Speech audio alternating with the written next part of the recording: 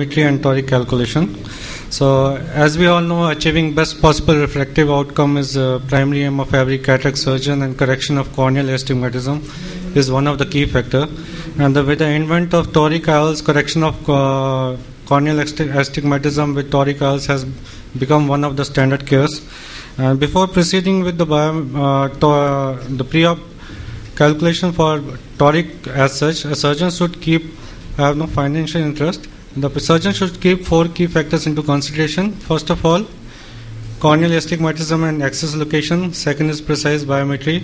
Third is meticulous planning of procedure and accurate transfer of surgical plan to the operating room. Before proceeding ahead, the surgeon should always take care that any type of ocular surface disease should be addressed before evaluation of astigmatism and toric calculation. It is better to do all pre-op keratometric readings before instilling any topical drops or dilating drops, because these drops can alter your keratometric findings.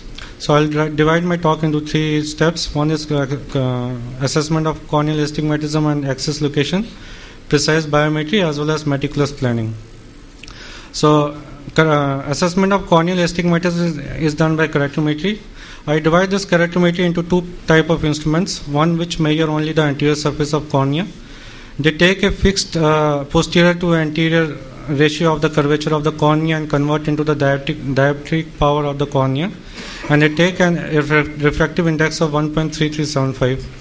The instruments which measure only the anterior surface are Manual K, IOL Master, Lenstar. Then we have the eye trace as well as the OpScan. Next comes the instruments which measure both the anterior as well as the posterior surface of the cornea and thus assess the true net power of the cornea. The instruments include Pentacam, Galilei Analyzer, and Cassini Topographer. The good news is the corneal astigmatic measurements from all these instruments are almost comparable and can be used interchangeably, but the surgeon should make sure that he gets a minimum of two similar type of readings from at least a minimum of two reliable instruments. When actually is topographic required? If you see more of irregular Mayas in the anterior during the manual K reading, or you get the varied K readings from at least a minimum of two instruments, so it's a good idea to do topographic for that eye to at least rule out any irregularities or irregular astigmatism in anterior surface of the cornea, also to rule out keratoconus. Also, OpScan gives a good idea about the posterior surface of the cornea or any posterior atletic disorders. Pentacam has an added advantage that it tells, along with the OpScan, other anterior and posterior surface of the cornea, it tells about the posterior astigmatism of the cornea and thus assesses the true net power of the cornea. So the topography helps in revealing the complete picture of the anterior segment of the cornea. So next comes the precise biometry. We have different type of generations. Commonly we are using more of third and fourth generation formulas. Precisely for short eyes, we prefer Hofer Q. For normal K, SRK2 or SRKT. Very long eyes, SRKT. Then, once you have calculated the toric, the astigmatism as well as the biometry, then comes the meticulous planning, in which the surgeon has to assess the correct toric IOL as well as the axis of location, which can be done by meticulous planning with online calculators. Then we have the toric platforms.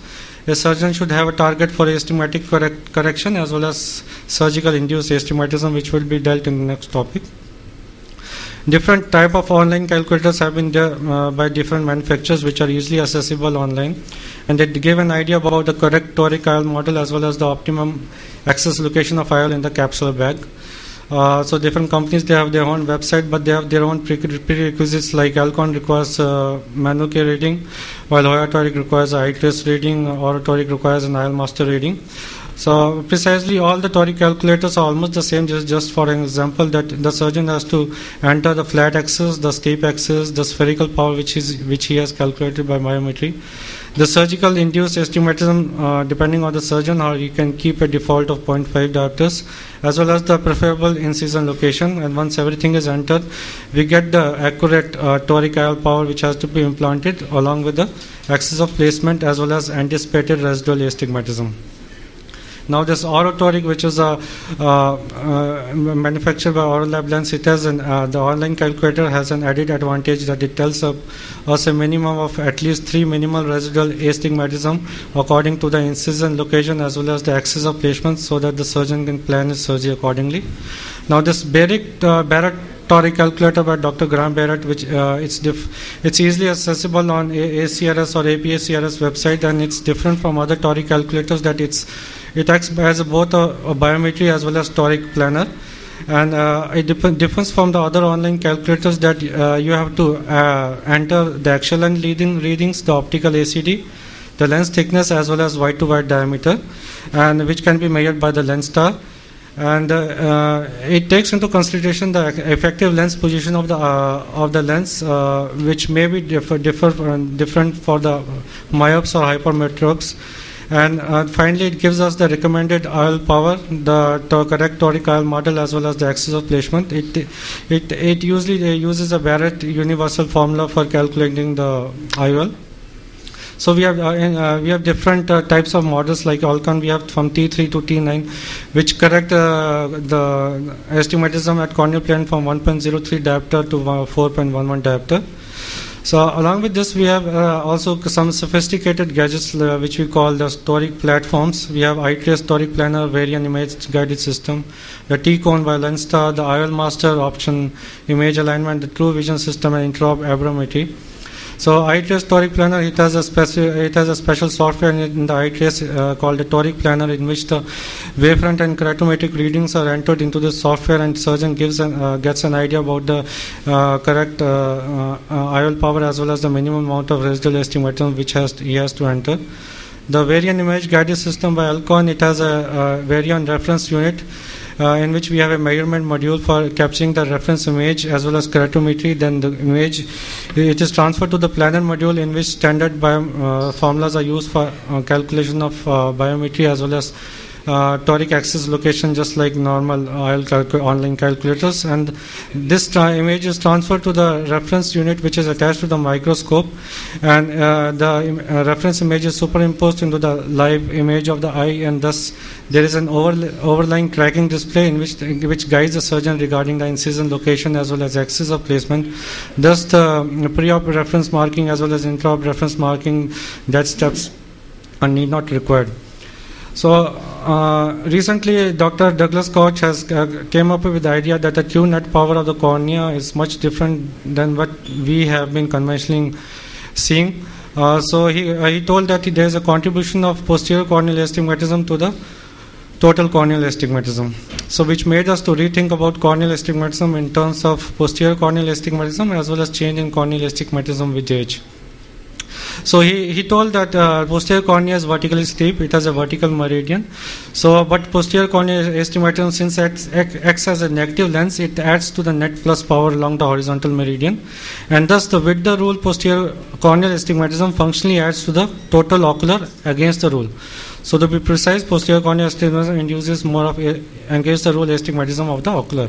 So on an average, corneas with anterior with the rule astigmatism have about 0.5 diopter of with the rule posterior corneal astigmatism, and against the rule astigmatism of 0.3 diopter anteriorly has around 0.3 diopter of with the rule posterior corneal astigmatism. And so if we calculate the corneal astigmatism for any anterior surface only, then what we are doing is, for with the rule corneas, we are doing a mean overcorrection of 0.5 diopters, and for against the rule we are doing an undercorrection of 0.3 diopters. Also, he told that the steep meridian on anterior corneal surface drifts towards the anterior against the rule astigmatism with age, but the posterior cornea remains the same, which means that posterior cornea tends to partially compensate for the anterior corneal astigmatism in young adults, and it tends to increase the total astigmatism in older individuals, which means the surgeon has to take this into consideration, which means that for with the rule corneas he has to undercorrect, and for against the rule he has to overcorrect. So we require the recommendation which is required is to account for the against the rule shift with age. We need a new target for post-op astigmatism around 0.25 to 1.5 diopter with the rule astigmatism, and we need also to account for the posterior corneal astigmatism. So Dr. Douglas Coate, he came up with he and his and associates came up with something called a Baylor toric IOL nomogram with a target range of 0.25 to 2.5 in diopter with the rule astigmatism. So he told for with the rule corneas, what we have to do, we have to shift the threshold up to around 0.7 diopter from 1 to around 1.7 diopter, which means cornea with the rule cornea 0.1 till 1.669, we need not do any toric correction. And while for the against the rule, what we are doing, we are trying to overcorrecting, thus we are shifting the threshold down from 1 to 0.4 diopters, which means that for a conventional, if I get a T6 model, what I'll do, if I'll choose a T5 model for with the rule cornea and T7 model for against the rule cornea. So to conclude, I'll say that pre-op keratometry and corneal topography are therefore important for measuring accurate corneal astigmatism, magnitude and meridian, and accurate and consistent measurement of ocular biometry is critical to providing optimum refractive outcomes. Thank you.